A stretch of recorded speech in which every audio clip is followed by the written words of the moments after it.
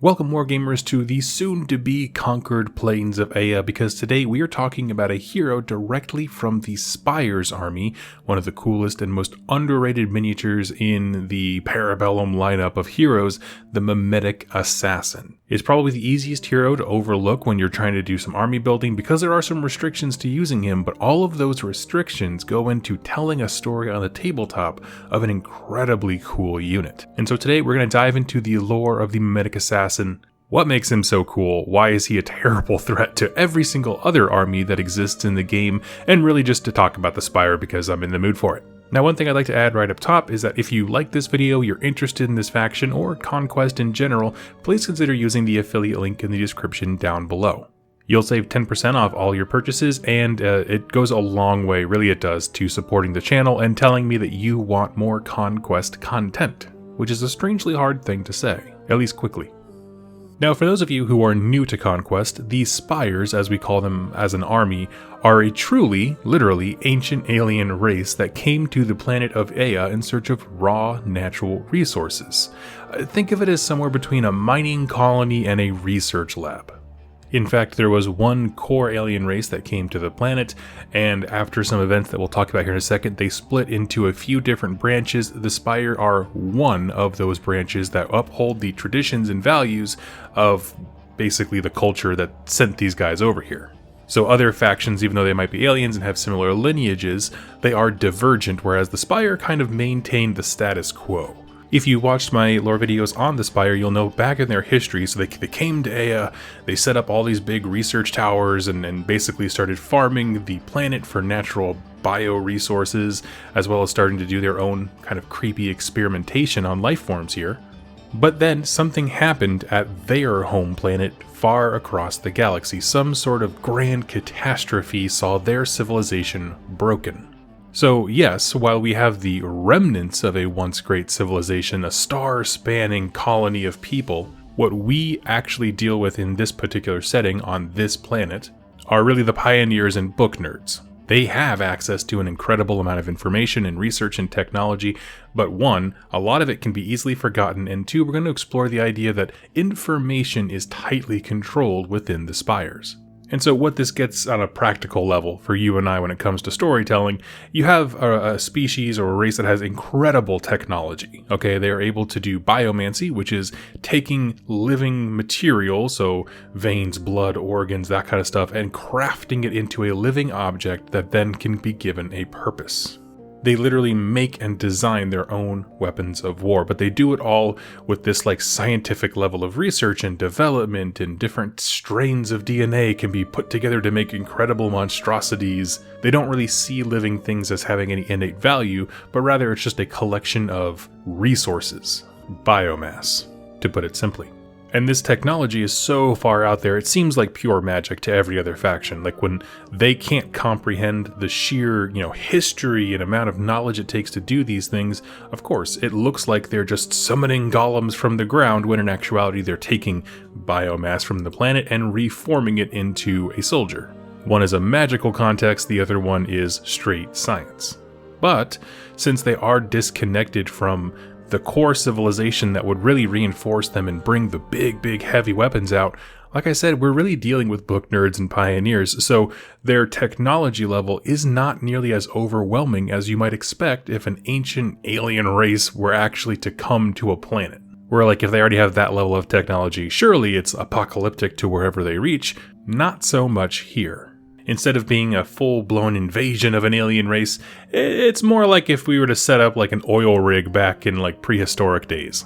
The people there wouldn't understand what they were looking at, and sure, the people on the oil rig would have access to technologies and stuff that they don't understand, is beyond our comprehension and seems like magic, but they're not gonna take over the planet. Now, going into a little bit more of to how this story matters and why it's relevant to the Mimetic Assassin, of course, that's the core of our subject today. They use these techno-organic machines and servants to do battle. Biomancy is their science, and they have access to that instead of magic, and it allows them to sculpt and kind of curate living tissue. They do this through genetic sequencing and a heavy use of pheromones, which we'll get to in a little bit more detail. But to give you a sense of what they've been able to accomplish on the planet, first of all, they were integral to the history of the Nords, another faction here, and you can watch their lore videos here on the channel for that. Essentially, they took humans and were like, we can use these guys as sort of, natural deterrents from other predators, other big monsters and things like that. So they took these, little ape-like humans and then buffed them up with all kind of modifications. And ultimately, it was a failed experiment, didn't pan out, and no one really cared on the Spire's end. From the perspective of the Nords, this was the gods entering, ascending them to Valhalla, honoring the dead and fallen soldiers by invigorating them with deific might. All these crazy things because they can't understand each other's worldviews.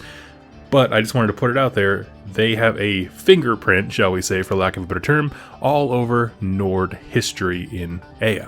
Likewise, they are actually the designers and builders of what we know as the Wadroon. This is the Parabellum Orc faction.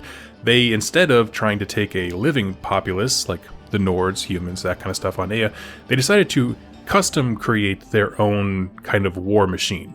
The Wadroon were meant to be tougher, hardier, all these kinds of things. The only thing that they messed up was they made them too smart.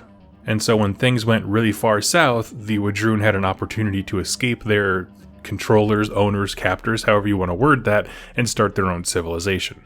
And there are some flaws in the Wadroon, design, more so than just, their increased intelligence than they were supposed to have, but you can watch those videos for that. Really, it just comes down to they're incomplete in the sense of they require so much raw materials. Like, orcs have to eat an immense amount of food to keep the caloric intake going, and so that was always going to be the fallback plan for the Spire, of like, oh yeah, we made these guys, but they got an expiration date because at some point they're just going to eat all their food if they, break wild or whatever.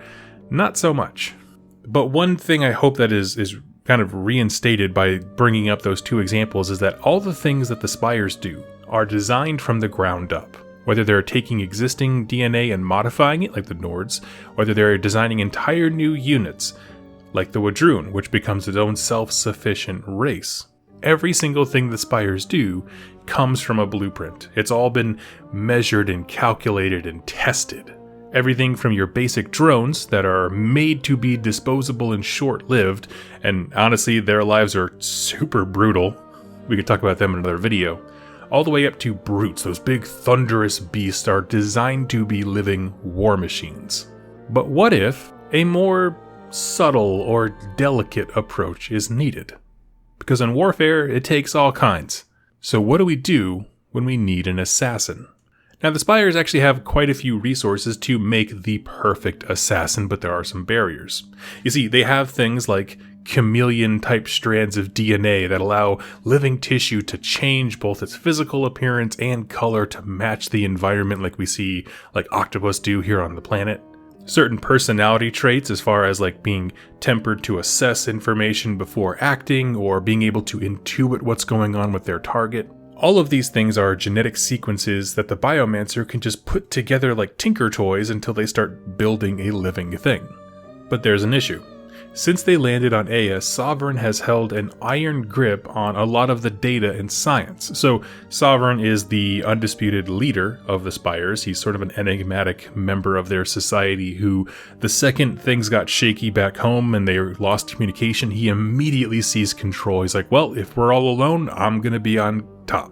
So he has most of the information that this species of the Spire knows, but he monopolizes it. He keeps this information close to the chest for fear that some of the other Spires, having a whole bunch of really good assassins, might spell his downfall. It's not like he keeps every bit of information and they have to request every single thing. A lot of it is out there for everybody, but those very, very important and specific, bits of research information or genetic codes or sequences, all those things he keeps locked away. He wants to be the man who can unleash the big weapon if they ever, become at each other's throats, which they do sometimes. So the other main power of the Spire is the Directorate. This is basically your team of researchers and lead scientists that work for Sovereign and alongside of him. What it means for them is that they don't have access to the best, kind of information and materials, so they kind of have to improvise. Okay, so we don't have full chameleon powers, but what else can we do to make this guy an assassin? And just to throw in here, I love the fact that the Mimetic Assassin really does demonstrate some of the internal struggles of this faction. So like, even in just approaching the topic of him, you are confronted in that little lore blurb they give every unit with the fact that the Spires are not entirely united, that there are these internal politicking and struggles and master strokes of control that happen. But let's talk about what they actually achieved. Because when you think about assassins, you have your kind of your typical thoughts, and they did it. So you have something that's fast, agile, deadly.